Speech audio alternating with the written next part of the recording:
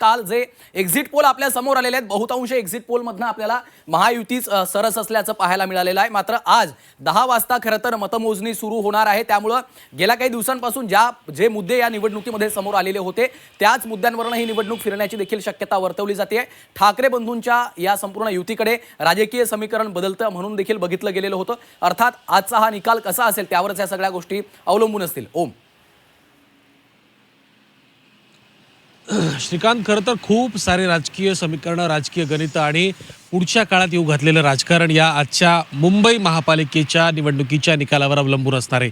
केवळ मुंबई नाही तर ज्या पद्धतीने आता मनोजने सांगितलं की राज्यभरातली अनेक महत्त्वाची समीकरणं आजच्या या मुंबई महापालिकेच्या निकालावर अवलंबून असणार आहेत। राज्यातलं सरकार, राज्यातल्या सरकारमधलं एकनाथ शिंदे यांचं महत्त्व, दुसऱ्या बाजूला राज आणि उद्धव यांच्याकडनं केली जाणारी ही अटीतटीची लढाई, मराठीचा मुद्दा, अमराठी लोकांचं होणारा आक्रमणाचा मुद्दा, उद्योगपतींना दिल्या जाणाऱ्या जमिनी, या सगळ्या मुद्द्यांची उकल, या सगळ्या मुद्द्यांचा उहापोह निवडणुकीमध्ये केला गेला।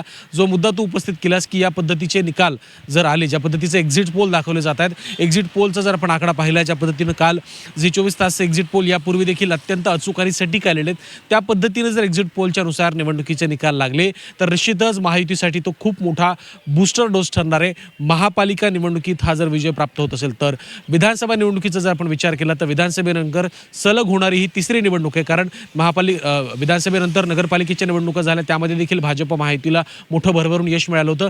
त्यापाठोपाठ जर महापालिका आणि विशेषत्वानं मुंबई महापालिकेमध्ये भाजप शिवसेना युतीला यश मिळत असेल तर राजकीयदृष्ट्या हा खूप मोठा एक बदल म्हणावा लागणार आहे। कारण खरं तर ठाकरेंची जी सत्ता आहे महापालिकेतली, मुंबई महापालिकेत, ती जर सत्ता उलथवून लावण्यामध्ये भाजप आणि महायुतीला यश आलं तर हा खूप मोठा एक बदल मुंबईतल्या राजकीय समीकरणांमधला पाहावा लागणार आहे। ज्या पद्धतीचे एक्झिट पोल येतात त्यानुसार मुंबईमध्ये स्पष्ट बहुमतानं महायुतीचा महापौर बसतोय, महायुतीची सत्ता येते। दुसऱ्या बाजूला जर आपण पाहायला गेलं तर ठाकरे बंधूंना देखील 50हून अधिक जागा मिळतात, अनेक ठिकाणी त्यांचे नगरसेवक निवडून येतात। परंतु अपेक्षित यश जे आहे, खऱ्या अर्थानं ज्या पद्धतीची लढाई या दोन भावांकडनं करण्यात आली त्याला कुठेतरी यश मिळतंय का, हा सगळ्यात महत्त्वाचा आणि कळीचा मुद्दा असणार। कारण दोन समविचारी, दोन समान वोट बँक असलेले पक्ष जेव्हा एकत्र येतात तेव्हा ॲडजस्टमेंट करावे लागतात।